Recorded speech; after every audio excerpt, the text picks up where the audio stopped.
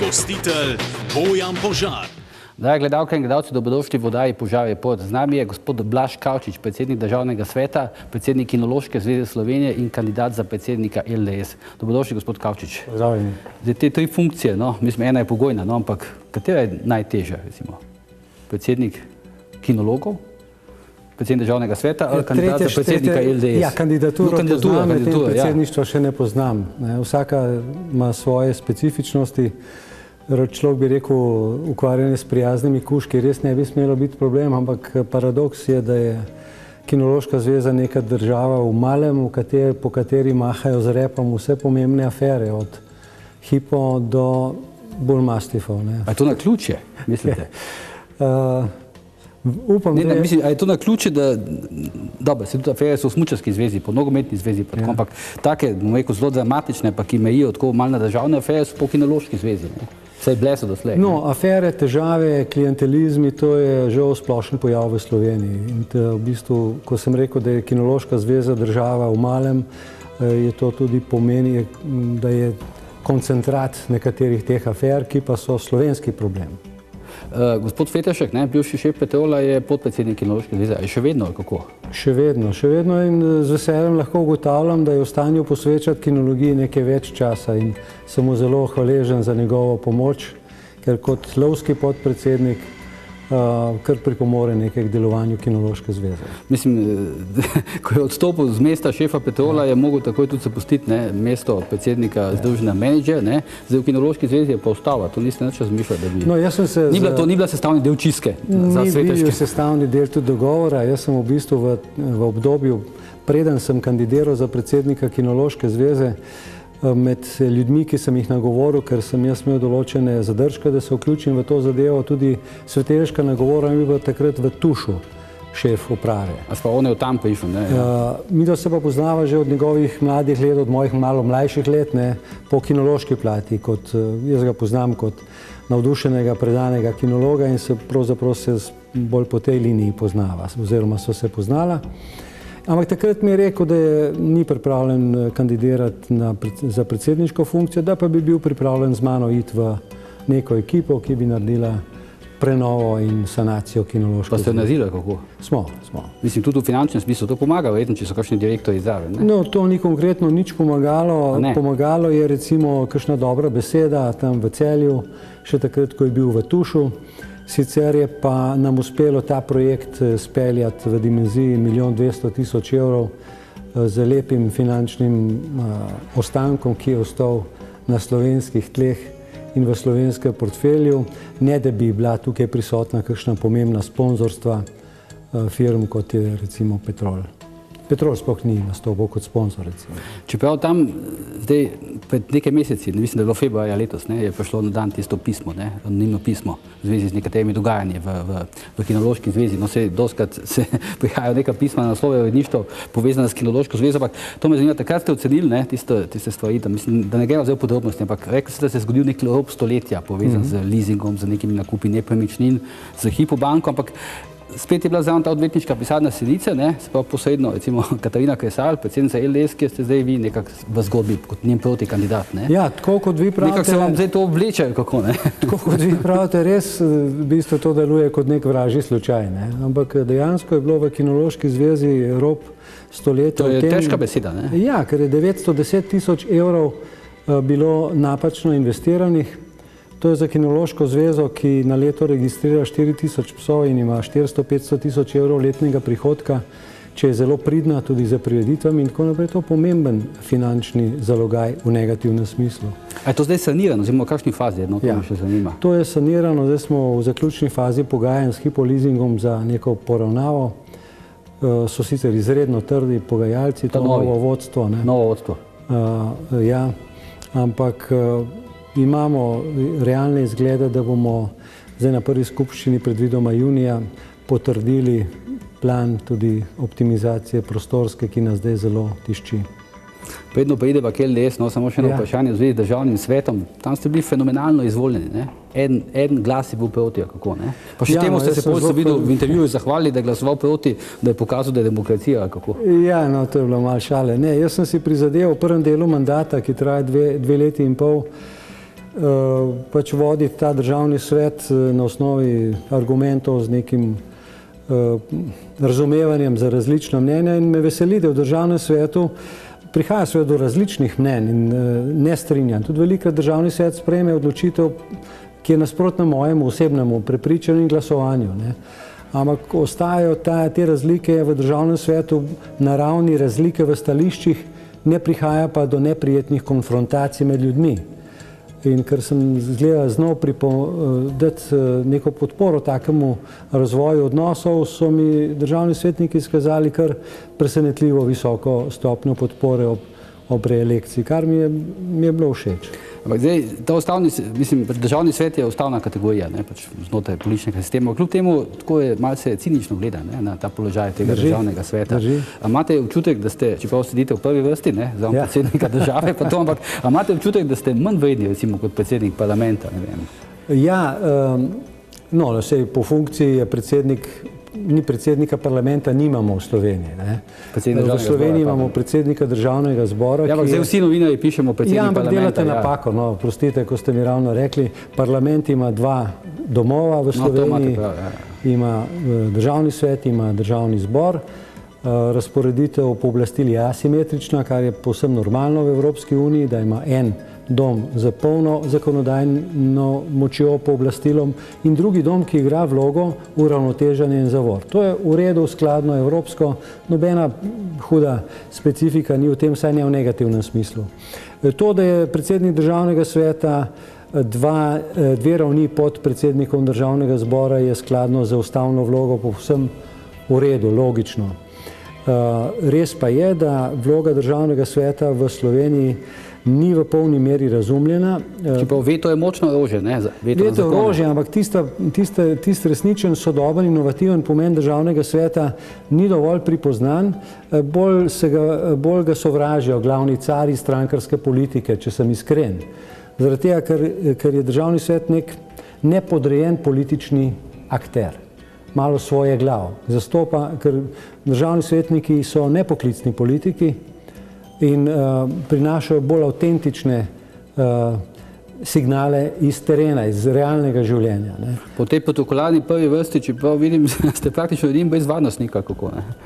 No, ta zadeva je pravzaprav zelo jasna. Jaz sem prvi nivo, ki je osvobojen tega bremena, je pa tudi med ministri sta samo... Ja, ampak kadar se državni vrh posede, recimo v obletnici OEF-a, ne v prvo vrsto, takrat praktično ni ministrov, ne? V prvi vrsti. No in takrat sem pač opazil, da ste vi edini, da ste imeli varnostnika. Predsednik državnega sveta je četrti v tej državni hierarhiji, ampak vi pravilno opozarjate na to, da so pogledi na državni svet, tako bi rekel, malo živopisani. Jaz sem v mednarodnih primerjavah lahko ugotovil, da je državni svet zelo inovativno zasnovan. Njegova glavna moč pa je intenzivna povezanost z organizirano strokovno civilno družbo. In to je pa istočasno neko napotilo Združenih narodov, kam ne bi šel nadaljnji razvoj političnih sistemov. V izogibanje pretirani oblasti in izključni oblasti političnih strank in v tem, da se najde močnejša vez z organizirano civilno družbo. To pa državni svet že dela. No, to je fajn, ampak vi v bistvu tako, mislim, delate pa ravno obratno, ne? Zdaj vi kot predstavnik bodoče civilne iniciative pa kandidirate za predsednika neke politične stranke, ne? Drži, to mi je bil močan argument v mojih razmišljanjih. Boste pa promovirali funkcijo predsednika državnega sveta, zdaj, ko boste veliko po medijih, ne? Ja, morda. Ampak pogledajte, meni je bilo naslednje odločilno za dokončno odločitev, ne? Za kandidaturo? Za kandidaturo. Jaz sem v državnem svetu v sodelovanju s svetniki, ustanovili smo tudi svet za inovativno družbo, veliko sodelovali za inovativnimi gibanji, za inovativnost, za razne druge prvine trajnostnega razvoja in smo pilili pravzaprav elemente neke nove družbeno-gospodarske paradigme, za katere nam je bilo jasno, da jih bo nekoč nekdo, upajmo, vzel v roke in poskušal udejaniti v praksi. Ker akademskega oblikovanja modelov in tako naprej je veliko, ampak na koncu je treba stvar na legalen način udejaniti v politično realnost. In mi smo bolj razmišljali o ustanovitvi enega gibanja za inovativno družbo. Vendar smo ugotovili, da gibanja, civilno-družbena gibanja nimajo še tiste realne politične moči. In iz tega ven je sledil moj poskus, da poskusim te principe nekih novih družbenih odnosov poskusiti realizirati najprej skozi kandidaturo in potem, če bom postal predsednik liberalne demokracije, si predstavljam liberalno demokracijo kot stranko, ki bi lahko bila pomemben del nekega gibanja, ki bo imelo dovolj širine, da spremeni te zagatne razmere v Sloveniji. Ampak zdaj, dobro, to je zdaj vse lepo in prav, lepo povedano, diplomatsko in tako dalje, ampak me zanima, recimo, kaj, a je mogoče še kakšno ozadje, recimo, zakaj ste se odločili, da boste kandidirali, ne? Ker lahko bi konec koncev kandidirali morda že prej, ne, že lani, recimo, ker je bila predsednica zelo veliki krizi, ne, politični, ne, morda celo večji, recimo, kot ta hip, ne, pa ste nekako niste odločili, čeprav so nekateri mediji namigovali, da se boste, ne. Zdaj pa bom rekel odločitev. Kaj, to ste enostavno čakali na konec mandata, oziroma ste že takrat vedeli, da boste letos kandidirali? Ne, pogledajte, kongres liberalne demokracije je 28. maja letos, tako da odločitev je bilo treba sprejeti zdaj. Ali se zdaj odločiti ali pa čakati pač 4 leta, recimo, ne, ali karkoli pač. Tako da jaz sem bil nekako porinjen v ta časovni kot in sem se odločil, da poskusim sedaj. Mogoče najširši element pa ni niti samo situacija v LDS, ampak situacija v Sloveniji ta trenutek, ki je popolnoma kaotična. Ampak takrat, ko sva se pogovarjala po telefonu okoli te vaše kandidature, ste mi med drugim rekli, da ste se odločili tudi zato, ker so vas, če se prav spomnim, rekli, da so vas nagovorili tudi nekateri ljudje izven stranke, ne? No, tudi to drži. Ampak kdo pa, recimo, izven stranke? A ni to nenavadno, da nekdo izven stranke nekoga nagovarja, naj kandidira za predsednika stranke? Mislim, lahko poveste. Vse ne gre tako mehanično kandidirati za predsednika stranke, ampak gre v bistvu za posvetovanje z ljudmi, ki so občutili, recimo, potrebo potem, da poskušamo v Sloveniji nekaj napraviti, ne. In dobro, eden od znanih, recimo, svetovalcev in ljudi, ki me je spodbujal v tej smeri, je sigurno moj stric Niko Kavčič, ne. Tega ne želim, ne moram skrivati. Ne vem, to vas mislim tako še pač, ampak vendarle on ni zdaj, bom rekel, je vendarle nek človek LDS-a še vedno, ne. Sem mislil, da je šlo za kakšne čist XY tretje osebe, kako. No, pogledajte, to zdaj, ne moram reči, da so me zdaj neki X ljudje nagovorili, da kandidiram. To ne drži. Pogovarjal sem se pa s širokim krogom ljudi in se še vedno pogovarjam. To se pa, če jaz prav razumem, vi ste opravili nek pogovor z nekimi ljudmi, s katerih mnenje verjetno cenite, predvidevam, ne, ali ima smisel iti v kandidaturo ali ne. Niti ne o kandidaturi sami, ampak o nekih potrebnih družbenih sprememb, bolj sem se pogovarjal.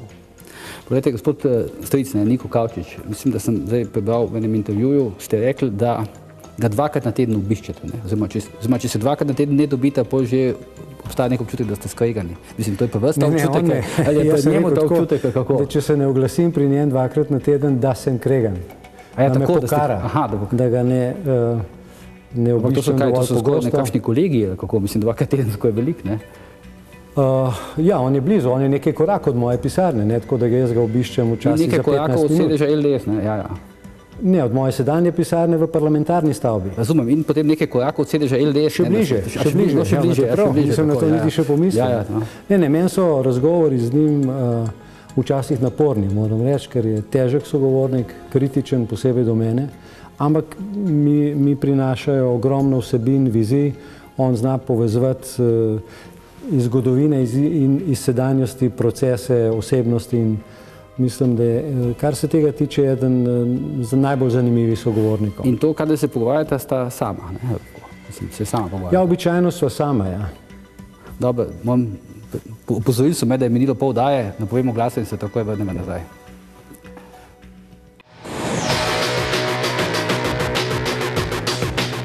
Drage gledalke in gledalci, dobrodošli nazaj v oddajo Požar je požar. Z nami gospod Blaž Kavčič, predsednik Državnega sveta, predsednik Kinološke zveze in kandidat za predsednika LDS. Moram vse 3 funkcije vedno povedati.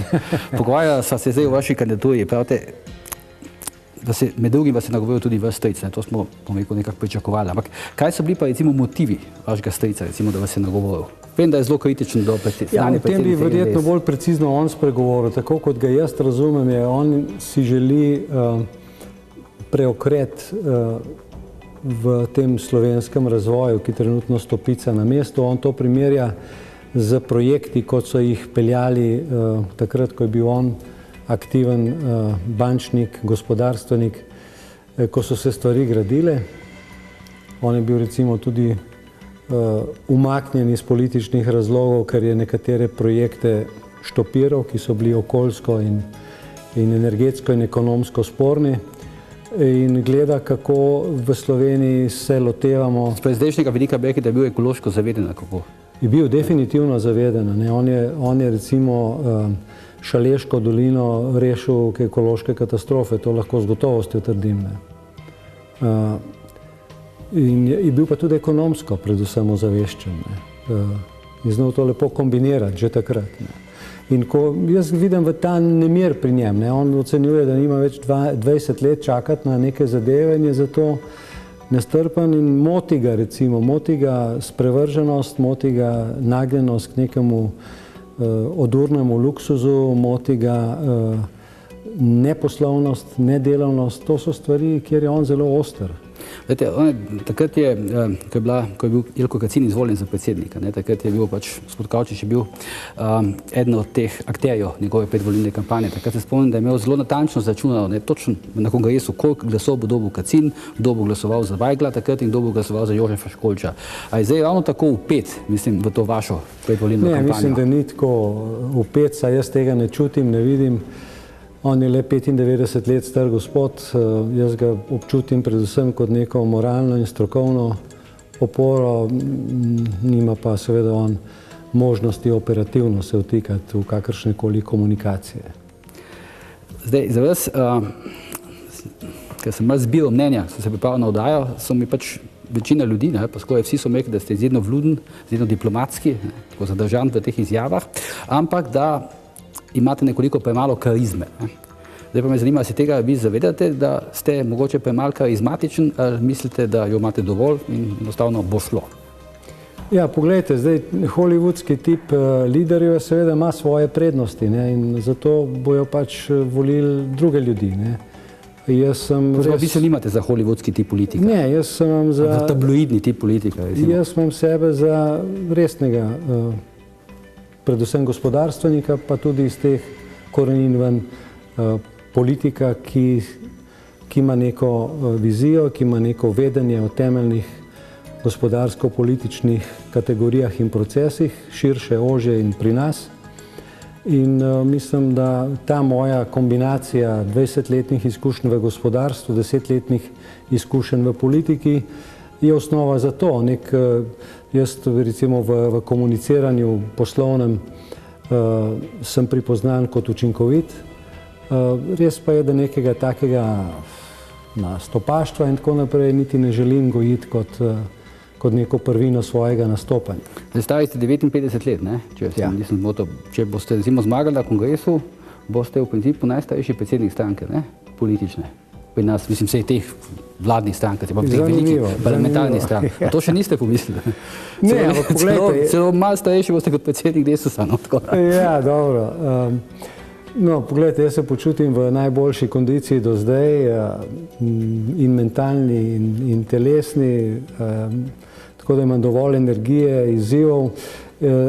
Po drugi strani pa ne gledam na vodenje stranke in politično delo v prihodnjih letih kot na nek ego trip, ki bi ga vodil sam. Moja moč in ambicija je delati timsko. In tu že zdaj imamo v svoji ekipi, ki mi pomaga oblikovati stališča, veliko odličnih mladih ljudi in smo si zelo blizu po načinu razmišljanja. Poglejte, zakaj nočete, recimo, bom rekel, oceniti dela vaše konkurentke, recimo predsednice LDS, notranje ministrice Katarine Kresal, zakaj nočete javno oceniti njeno delo? Ja, mislim, da kultura političnega dialoga, vsaj tako kot jo jaz vidim, terja, da te stvari opravimo najprej v notranji strankarski javnosti. Jaz si želim, da bi tudi ta kandidatura dveh kandidatov po vzajemni oceni močnih kandidatov pripomogla k krepitvi ugleda LDS in sem zelo pazljiv, da za nobeno svojo komunikacijo ne bi škodil ugledu in moči te stranke, ki je že itak na dokaj nizki ravni. V teh znotraj strankarskih debatah, ne pravite, tle boste to povedali, kaj pač mislite povedati, če pa razumem, ne? Ja, ampak se bom skoncentriral na predlaganje rešitev in usmeritev za naprej. A se pa tukaj ne boste recimo razčiščevali recimo teh afer, ne vem, NPU, Bulmas, Tifi? Nikakor. Ne, temu se boste enostavno pač izognili. Da. In to se vam zdi, niste tukaj, kako bi rekel, malo premalo makiavelistični, pa premalo praktični? Ja, mogoče, ampak jaz ne vidim smisla v takem nastopanju. Tega je preveč v slovenski politiki, očitanj pavšalnih, ki izvirajo iz nekih nepotrjenih predpostavk, te žlehtnobe je preveč. Jaz se želim temu izogniti. Gledam pa, v medijih pa ni nekakšne posebne negativne konotacije. Mislim, imate kar tako, uživate simpatije medijev, ne? Mislim, tako na diskreten način, ampak jih vidim, ne? Nič ni negativnega v vas, ne? Ja, vedno lahko še kaj pride, veste, da se skonstruirati. Jaz lahko z polno odgovornostjo rečem, da se moja miza in da so moje omare čiste, ampak kakšen konstrukt je vedno mogoče. Kako ne rečem, pridržali vas ne bodo 27. maja. Ne. Je pa vse možno, ja. A ja, to ste, skratka, nimate občutka, da bi bili, recimo, lahko tudi potencialno upleteni v kakšno afero, ki bi lahko, recimo, zdaj postala do izraza? Ne, če bi šlo za nek umeten konstrukt, to sem sicer v svojem življenju že večkrat doživel, da je pač trajalo nekaj časa, da so insinuacije padle, ne, ampak pri sebi vem, da mi ne more biti očitano nič takega, kar bi lahko bilo negativno. Te delegati bodo pač volili na kongresu, ne? Dobiti morate tisto praktično večino na kongresu, ampak me zanima, ali bo ta, kako bi rekel, bo ta vpliv javnega mnenja, ki je precej negativno nastrojen do Kresalove, recimo, ne? Bo ta imel kakšen vpliv na delegate? Ja, pogledajte, mi vsi smo ljudje, ne? Tako da informacije, ki jih dnevno dobivamo, na vsakega od nas vplivajo, ampak jaz osebno na to pa res nimam nobenega vpliva. To bojo ljudje pri sebi te občutke sumirali in jih pač verjetno vključili tudi v svoje odločanje, ampak to je izven mojega vpliva. Vem, gospod Kavčič, enkrat boste verjetno mogli nekomu, ne, če ne drugače pa recimo delegatom povedati, ne, zakaj je recimo pametno za stranko LDS, recimo, da ima vas za predsednika in ne več Katarine Kresal. Zdaj, videl sem v teh dosedanjih pogovorih, ki ste jih imeli z novinarji, sem videl, da veliko stavite na tisti govor na kongresu. Ne? Seveda, ta govor sicer bo vseboval na nek skoncentriran način veliko tistega, kar sem razvijal nekaj let. Jaz pa svoj konkurenčni boj gradim na drugačnosti, ne na boljši, slabši, ampak na drugačen. Jaz prihajam z drugačnim profilom, z drugačnim programom, z drugačnimi cilji. Moj akcent je nasloviti srednji razred, za katerega ocenjujem, da ta trenutek v Sloveniji sploh nima odločitve pametne, kam, v katero skrinjico dati svoj glas. No in tako bom oblikoval svojo ponudbo, da bom dal verodostojno ponudbo srednjemu slovenskemu razredu, od katerega je pravzaprav odvisna glavnina naše prihodnosti. Koliko bo ta motiviran, koliko bo ta zadovoljen, koliko se bo ta v stanju zbuditi iz tega neustvarjalnega krča. To je pravzaprav globalni problem. Globalizacija uničuje srednji razred. Elite so vse močnejše in ljudje se pasivizirajo. Ampak kakršna koli sprememba v Sloveniji, pomembna, je mogoča samo z motiviranimi državljani. Da bi pa državljane motivirali, pa moramo opraviti nekaj domačih nalog. Ker z lepimi besedami in z nekimi diagrami in tako naprej ljudi ne bomo več prepričali. Treba je verodostojno ekipo, ne samo enega mesijo, kot nekateri govorijo, treba je verodostojno ekipo, ki bo neobremenjena, ki bo presekala s tem sekanjem slovenskega prostora na interesne skupine elit, odvetniško, finančno, političnih, in da bomo postavili v prvo ligo javni interes. To pomeni interes. Poglejte, kje smo mi z dodano vrednostjo. Mi smo z dodano vrednostjo nekje nad 30 000 evrov na zaposlenega, namesto da bi bili minimalno na 50 000. In je vse zastonj. V Sloveniji moramo ustvarjalnost povečati. Ustvarjalnost pa lahko povečamo samo, če bojo ljudje verjeli. Ljudje pa ne verjamejo, če vidijo vsak dan, da jih nekdo krade. ker ni varčevalnih ukrepov, ki bi lahko nadomestili obsege denarja, ki ga izgubljamo skozi finančne mahinacije. V svetovnem merilu, v evropskem merilu, pa tudi v Sloveniji.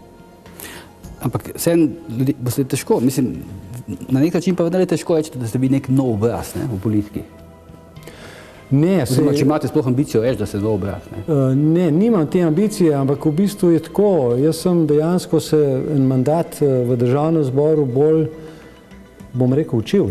Jaz sem prišel iz gospodarstva v državni zbor. No, bili ste poslanec najprej. Bil sem poslanec državnega zbora, jaz sem bil sicer zelo aktiven, ampak sem bil, ne vem, nekje med drugo do tretjo ligo poslancev v LDS, brez kakršnekoli administrativne in strokovne podpore. To sem šele takrat videl, kakšna so pravila igre. Ampak meni je bilo tisto obdobje zelo prijetno, zelo razvojno. Spoznal sem politični sistem, ljudi, postopke in zakonodajo. Potem sem se vrnil nazaj v gospodarstvo za približno 2 leti. In na tej osnovi neke kombinirane izkušnje se čutim zdaj zrelega za politične izzive in tudi moje vodenje državnega sveta, ki je po splošni oceni dosti povezovalno. Mislim, da mi daje dobro podlago, da imam ambicije v Sloveniji sodelovati tudi pri nekaterih pomembnih projektih v prihodnje. Zdaj še 3 minute imamo, pravite, bili ste druga, tretja liga, zdaj se imate tako, nekje na pragu prve lige, predvidevam, znotraj stranke. Ja, verjetno. Ampak tako je na prvo žogo, zdaj, ker gledam, rekel, ta začetna predvolilna tipanja pred vašim kongresom, vidim, da se je ta strankarski aparat, ta vrh stranke, se vendarle nekako opredelil za Kresalovo. Recimo spremljajo po teh, ne vem, kako bi rekel, teh srečanjih, ki jih ima zdaj, ki jih intenzivira po teh vaših občinskih odborih. Tukaj je minister Zalar, je predsednik sveta Aleš Gulič, zraven gre Jože Školč, mislim, da tudi generalni sekretar Peto Hleb občasno. Tako da zdaj, to je neka strankarska prva liga, če jaz pa razumem. Seveda, to je tudi normalno. Tudi jaz spoštujem še vedno legitimno predsednico stranke. Pa je potem nekaj strankarskih, bom rekel, vidnih članov LDS, ko se temu reče, ki recimo so za vas, ki so že rekli, da so za vas. Poglej, vsak član ima samo en glas. Tako da dejansko, če je neka elita strankarska razpoložena tako, kot je, meni se zdi to povsem normalno, tudi da Katarina Kresal kot ministrica za notranje zadeve z neko ekipo obiskuje pač različne točke v Sloveniji, se mi zdi popolnoma v redu in normalno in ne vidim v tem nobenega problema. Kako pa pravite na očitke, da razbijate LDS za kandidaturo, da bi lahko stranka bolj enotna? Ja, že dosedanji dogodki potrjujejo, da so oba dva z protikandidatko obrala neko linijo dosti visokega komuniciranja, neobtoževanja in mislim, da to smo pa na začetku koristi. Ni še finale, ni še finiša. Ni še finale. Jaz ne mislim menjati prijemov. Upam, da tudi gospa Kresal ne in mislim, da do zdaj je bilo to, se mi zdi, kar se tiče stranke LDS, samo koristno. Vi ste takrat javno povedali, da ste na prejšnjem kongresu glasovali za Matjaža Švagana, ki je kandidiral proti Kresalovi, on je medtem izstopil ven iz stranke. Zdaj, ne vem, njegove podpore zdaj pač nažalost ne morete imeti, kako? Ja, no vse nič hude. Jaz sem že omenil, da vidim perspektivo prenove Slovenije v oblikovanju nekega gibanja, ki pa ne more biti čisto izven strank. Mora vključevati tudi morda kakšno stranko, nekaj strank, dele strank. To so velike ambicije. In nekaj civilno-družbenih gibanj. To so velike ambicije, ampak pogledajte, mi se moramo to odprto, najodgovornejši ljudje v Sloveniji pogovoriti. Tako ne gre več naprej. To je verjetno vsakemu jasno. Mi izgubljamo po vseh primerjalnih parametrih tudi za tistimi članicami Evropske unije, ki so skupaj z nami stopile v Evropsko unijo. To ni več ničemur podobno. In Slovenci znamo več. Če boste postali predsednik, boste verjetno nemudoma odstopili z mesta predsednika državnega sveta ali ne? Ne, ni nobenega razloga. Ni nobenega razloga. Pa tudi ne boste potem zahtevali od Kresalove, da preneha biti, da odstopi z mesta ministra za notranje zadeve, če boste vi postali predsednik stranke? Jaz bom od vseh ljudi zahteval to, kar se bomo v formiranih organih LDS, vkolikor bom jaz predsednik, dogovorili. Pahor podpira Kresalovo.